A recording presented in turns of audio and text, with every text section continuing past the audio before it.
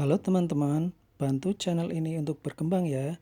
Klik tombol subscribe dan jangan lupa untuk like and share video ini. Terima kasih dan salam mendengarkan.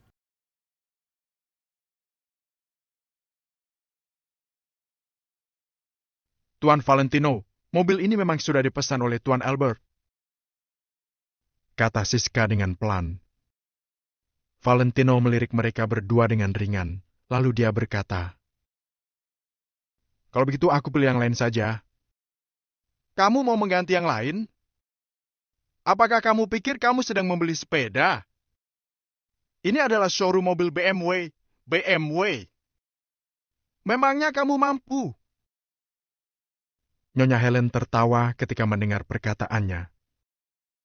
Valentino mengabaikannya, lalu berbalik dan berjalan ke samping. "Berhenti! Mau pergi begitu saja setelah menyentuh mobil kami?" Nyonya Helen melangkah maju untuk menghalangi jalan Valentino. "Minggir, jangan mencari masalah," kata Valentino setelah melirik Nyonya Helen dengan ringan. Nyonya Helen tertegun sejenak, kemudian tiba-tiba tertawa terbahak-bahak. "Mencari masalah? Aku akan mencari masalah denganmu hari ini. Tanganmu yang kotor seperti tangan pengemis itu sudah menyentuh mobilku dan kamu malah mau pergi begitu saja. Masalah ini belum selesai. Mobilmu. Kalau ini mobilmu, kenapa kamu tidak membawanya pergi?" Valentino mengerutkan alisnya. Dia tidak ingin membuat keributan di sini, tetapi wanita ini terlalu agresif. "Tuan Valentino, Tuan Albert sudah membayar uang jaminan, jadi mereka memiliki hak pertama untuk membeli mobil ini," jelas Siska. "Apakah kamu mendengarnya? Hak pembelian pertama. Itu adalah hak istimewa yang tidak akan pernah bisa dinikmati oleh pengemis sepertimu." Nyonya Helen menatap Valentino dengan dominan. "Hehe, aku memang tidak perlu hak pembelian pertama ini. Karena aku telah membeli mobil ini," kata Valentino sambil tersenyum tipis, lalu menatap Siska. Karena Nyonya Helen bersikeras untuk berdebat dengannya, maka Valentino tidak keberatan untuk memberikan pelajaran kepada wanita ini. Nyonya Helen tertawa. "Kamu pikir kamu siapa? Kami telah membayar uang jaminan. Apakah kamu mengerti apa itu uang jaminan? Mobil ini milik kami. Hak apa yang kamu miliki untuk membelinya? Bahkan kalau kami mengalah padamu, apakah kamu mampu membelinya? Jangan-jangan kamu akan menjual ginjalmu untuk membeli mobil ini. Haha, uang jaminan bukan uang muka. Kamu mungkin sudah salah memahami surat perjanjian." Valentino tersenyum meledek. "Minggirlah, dasar pengemis! Kamu pikir kamu siapa?" teriak Nyonya Helen dengan marah. Nyonya Helen, yang dikatakan oleh Tuan ini memang benar. Uang jaminan berbeda dengan uang muka. Uang muka adalah penentuan sah transaksi, sementara uang jaminan hanya dapat dianggap sebagai reservasi. Setelah membayar uang jaminan, kamu dapat mengambil mobilmu setelah melunasi pembayarannya. Tapi dealer mobil kami juga memiliki hak untuk menjualnya sebelum kamu membayar dan mengambil mobil tersebut. Ini semua sudah ditulis secara rinci di atas surat perjanjian, jelas Siska dengan sopan kepada Nyonya Helen. Pria dan wanita itu sedikit terkejut. Mereka segera mengeluarkan surat perjanjian pemesanan mobil lalu memeriksanya. Memang benar seperti yang dikatakan Siska. "Jadi, apakah kalian akan membayar sisanya sekarang?" Valentino memandang mereka berdua dengan tatapan lucu. Ekspresi mereka tampak sedikit malu. Sisa harga yang harus dibayar masih ada 600 juta. Bagaimana mungkin mereka bisa mengeluarkannya dengan begitu mudah? Bisakah kami membayar 200 juta uang jaminan lagi atau mencicilnya?" tanya Tuan Albert kepada Siska. Sebelum Siska berbicara, Valentino langsung berkata dengan santai. sudah tidak ada kesempatan. Aku mau mobil ini, aku akan langsung melunasinya. Kamu, pengemis seperti kamu bisa melunasi mobil ini. Tuan Albert tidak bisa menahan diri lagi. Dia melangkah maju, kemudian menunjuk Valentino sambil berteriak. Nyonya Helen juga terus mencibir. Meskipun mereka tidak bisa melunasinya, mereka bisa membayar setengahnya. Sedangkan Valentino yang berpakaian seperti seorang pengemis, bisakah dia membeli mobil BMW seharga ratusan juta? Staf penjualan lainnya dan manajer penjualan dealer mobil sedang memandang mereka dalam diam. Kalau orang seperti Valentino mampu membeli mobil mewah seharga 1 miliar, maka penjualan dealer mobil mereka akan berlipat ganda. Seret. Valentino mengabaikan mereka. Dia mengangkat tas di tangannya, lalu membuka ranselnya. Bam! Valentino melemparkan ranselnya ke kap mobil, kemudian mata semua orang tertuju ke sana. Beruh! Ransel tersebut mendapatkan tekanan, jadi isi di dalamnya pun jatuh keluar. Tumpukan uang kertas berwarna merah tersebar secara acak di atas kap mobil, bahkan beberapa di antaranya jatuh ke tanah. Uang kertas merah itu diikat rapi dengan strip putih, artinya uang itu baru saja ditarik dari bank.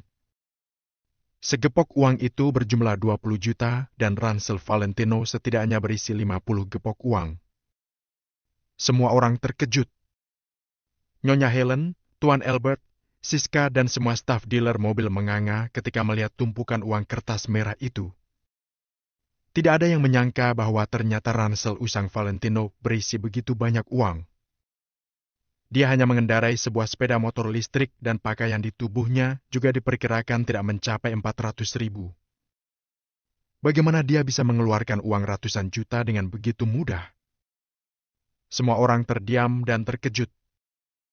Suasana di dealer mobil sehening kuburan pada pukul 2 atau 3 tengah malam. Bahkan jarum yang jatuh ke tanah pun bisa terdengar dengan jelas. Ekspresi Nyonya Helen dan Tuan Albert bahkan lebih menarik. Uang kertas sebanyak itu tampaknya telah berubah menjadi tamparan yang keras di wajah mereka. Barusan mereka terus mengatakan bahwa Valentino adalah seorang pengemis. Tetapi sekarang pengemis itu telah mengeluarkan uang sebanyak ratusan juta yang bahkan tidak bisa mereka miliki.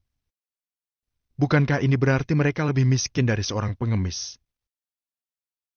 Apakah ini semua cukup? Tanya Valentino dengan santai.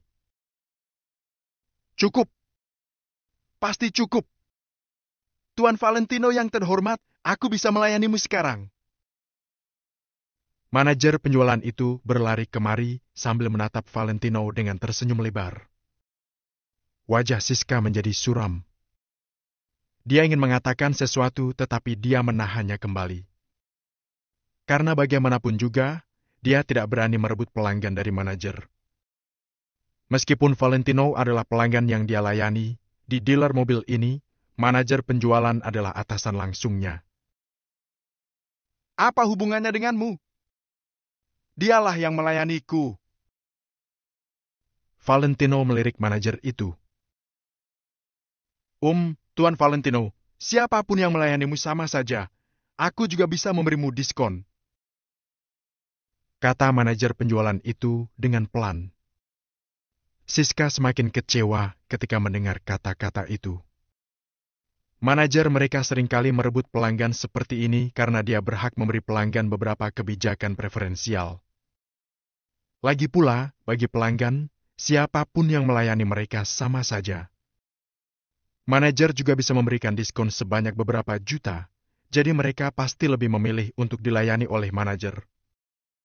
Beberapa staf penjualan lainnya langsung menertawakannya. Mereka sebenarnya sangat iri ketika melihat Siska hampir berhasil mendapatkan penjualan ini. Namun sekarang, semua usaha Siska telah sia-sia. Mereka pun menjadi lebih tenang. Diskon? Tidak perlu. Aku hanya ingin dia yang melayaniku. Kata Valentino sambil tersenyum tipis sambil menunjuk Siska. Siska tercengang, begitu juga dengan sang manajer. Bisa-bisanya ada pelanggan yang tidak menginginkan kebijakan preferensial. Padahal diskon jutaan itu juga uang. Tuan Valentino, menurutku siapapun yang melayanimu sama saja. Bagaimana kalau aku mengajukan diskon 20 juta untukmu? Tanya manajer itu sambil menggertakkan giginya.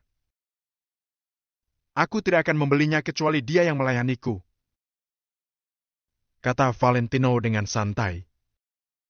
Manajer penjualan terdiam sesaat, lalu segera mundur ke samping sambil tersenyum. Dia juga bisa mendapat komisi ketika Siska mendapatkan penjualan. Meskipun nominalnya sedikit, itu lebih baik daripada tidak sama sekali. Sekarang Valentino adalah pelanggan. Bagaimana boleh dia menyinggung pelanggan? Tuan Valentino! Mata Siska berbinar. Pria ini sangat berbeda dan memiliki pesona yang tak tertahankan. Valentino bukan hanya membayar ratusan juta, tetapi juga tetap berpegang pada prinsipnya sendiri. Orang seperti ini benar-benar sangat langka. Atur saja, aku ingin segera mengambil mobil ini, kata Valentino sambil melambaikan tangannya. Tidak boleh. Kami memiliki hak pembelian pertama, mobil ini milik kami. Kami akan mengumpulkan uangnya sekarang. Nyonya Helen panik. Bagaimana mungkin dia rela melihat mobil yang seharusnya miliknya, sekarang malah dibeli oleh seorang pengemis seperti Valentino? Dia hanyalah orang kaya baru. Apa hebatnya kamu mengeluarkan uang ratusan juta? Apakah kamu pikir kami tidak punya uang? Diam! Tanpa diduga, Tuan Albert adalah orang pertama yang menghentikan Nyonya Helen. Sebelum Nyonya Helen berbicara, Tuan Albert langsung menarik Nyonya Helen ke samping sambil menatap Valentino dengan senyum di wajahnya. Tuan Valentino, jangan ambil hati atas perkataannya.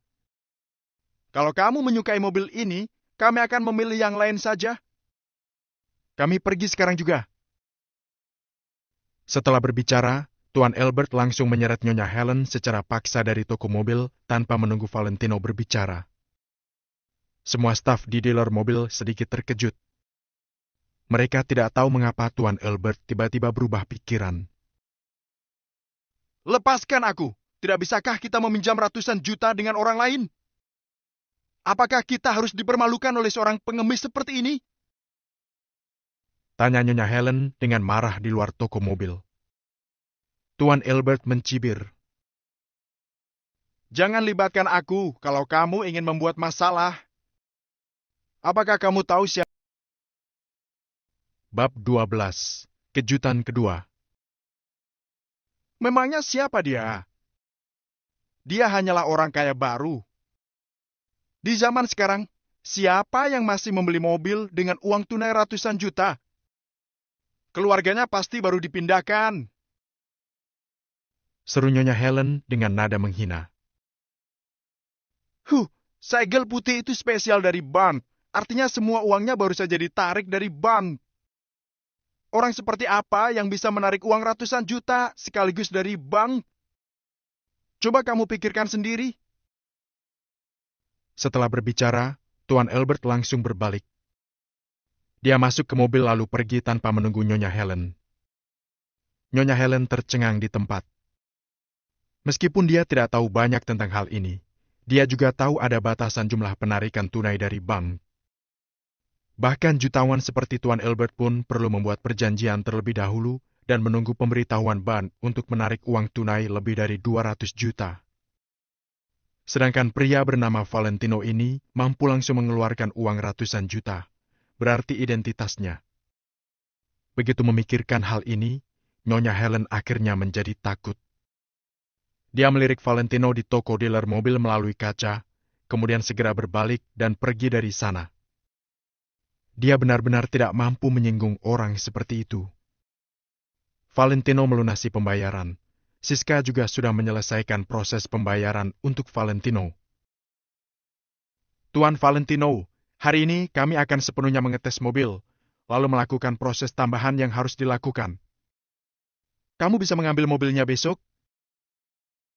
Manajer langsung mengantarkan Valentino ke depan pintu. Valentino mengangguk ringan, dia juga tidak terburu-buru. Dia bisa menyetir sepeda motor listrik dan pulang dulu. Tuan Valentino, terima kasih.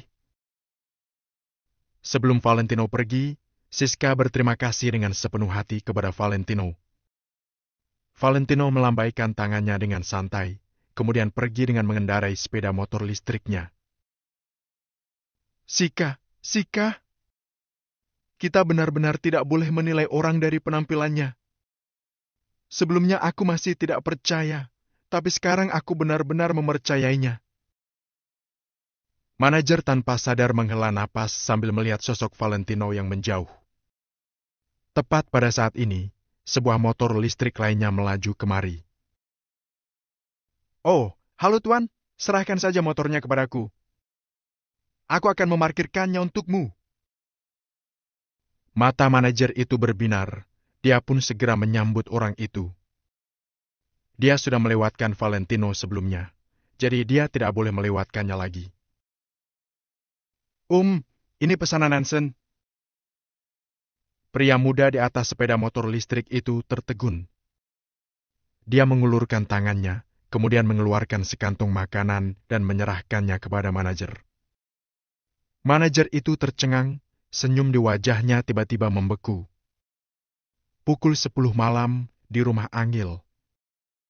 Hari ini Mary sangat senang karena Angel memenangkan kerjasama dengan Maple Rain Real Estate. Ini adalah hal yang bahkan tidak berani dia mimpikan. Dia bisa membayangkan betapa mengejutkan ketika Angel membawa surat kontrak ke rapat perusahaan besok. Bu, Valentino yang membantuku kali ini. Dia punya teman yang bekerja di Maple Rain Real Estate. Kata Angel dengan pelan. Dia yang membantumu. Dia pikir dia siapa? Apa dia bisa berhubungan dengan keluarga Wijaya di kota Miracle hanya karena dia juga bermarga Wijaya? Itu semua karena putriku memiliki kemampuan yang hebat sehingga dia bisa memenangkan kerjasama yang membuat iri semua orang. Ujar Mary dengan sikap meremehkan. Angel membuka mulutnya, tetapi tidak mengatakan apa-apa. Lagi pula, Mary telah memandang rendah Valentino selama 3 tahun, jadi bagaimana mungkin dia bisa berubah dalam sekejap? Selain itu, Angel sendiri juga mengerti bahwa Valentino mungkin hanya berperan sebagai pengenal saja. Sementara kerjasama ini pasti telah diputuskan oleh Maple Rain Real Estate sebelumnya, jadi tidak ada hubungannya dengan Valentino. Harus diketahui bahwa pada perayaan perusahaan beberapa hari yang lalu, keluarga Wijaya di kota Miracle bahkan mengutus seseorang ke sini. Mungkin siapapun dari perusahaan keluarga Kusuma yang pergi juga dapat dengan mudah memenangkan kerjasama ini. Di dalam kamar. Ya, aku tentu saja akan mentraktirmu makan. Kata Angel di telepon sebelum mengakhiri panggilan itu. Angel tiba-tiba menatap Valentino sambil memegang ponsel, lalu berkata, Valentino, setelah aku selesai rapat besok, ayo ikut aku berbelanja. Belanja? Valentino sedikit bingung karena dalam 3 tahun terakhir ini, Angel tidak pernah mengajaknya pergi berbelanja. Belanja dan makan. Balas Angel, lalu berbaring tegak. Sekarang dia sudah memenangkan kerjasama dengan Maple Rain Real Estate. Awalnya dia ingin mengajak sahabatnya, Chloe, untuk merayakannya dengan makan malam bersama. Namun, Chloe malah bilang kalau teman baiknya juga akan mengundangnya makan malam karena berhasil menjual sebuah mobil dan mendapat banyak komisi. Angel kenal dengan teman Chloe. Wanita itu bekerja di showroom mobil. Dulu Chloe yang membantunya mencari pekerjaan, jadi setelah dia berhasil mendapatkan komisi penjualan, dia tentu saja ingin berterima kasih kepada Chloe. Kemudian, mereka pun bersepakat untuk merayakan 2 berita bagus itu dengan makan bersama. Oke, jawab Valentino dengan lembut.